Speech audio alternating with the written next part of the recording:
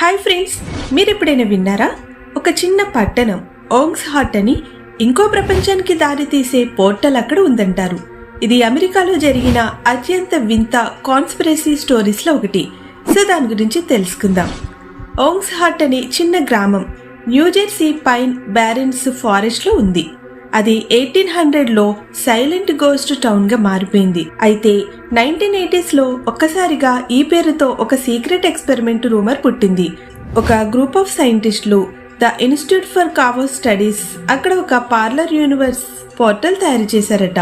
వాళ్ళు egg device అనే యంత్రంతో హ్యూమన్ బాడీని ఆల్టర్నేట్ డైమెన్షన్స్ కి పంపగలమని క్లెయిమ్ చేశారు. లెజెండ్స్ ప్రకారం ఆ ఎక్స్పెరిమెంట్ లో ఒక వాలంటీర్ అనుకోకుండా మాయమైపోయాడు. తర్వాత మెషిన్లను తిరిగి యాక్టివేట్ చేసినప్పుడు అతను తిరిగి వచ్చాడట. సో అతనేం చెప్పాడంటే, నేను ఇంకో వరల్డ్లో ఉన్నాను, ఓంగ్స్ హార్ట్ దగ్గరలోనే, కానీ వేరే రియాలిటీలో. తర్వాత ఆ ల్యాబ్ను గవర్నమెంట్ సీక్రెట్గా దాచిందంటారు.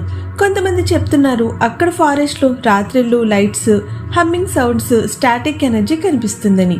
ఇది నిజమా లేక ఫ్యాబ్రికేటెడ్ ఇంటర్నెట్ మైత్నా అన్నది ఎవ్వరికీ స్పష్టంగా తెలియదు.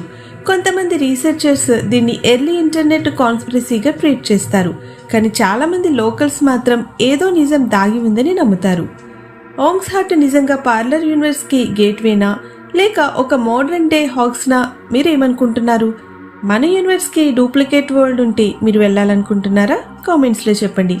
ఇంకా ఇలాంటి వీడియోస్ కోసం మన ఛానల్ని సబ్స్క్రైబ్ చేయండి. Thanks for watching.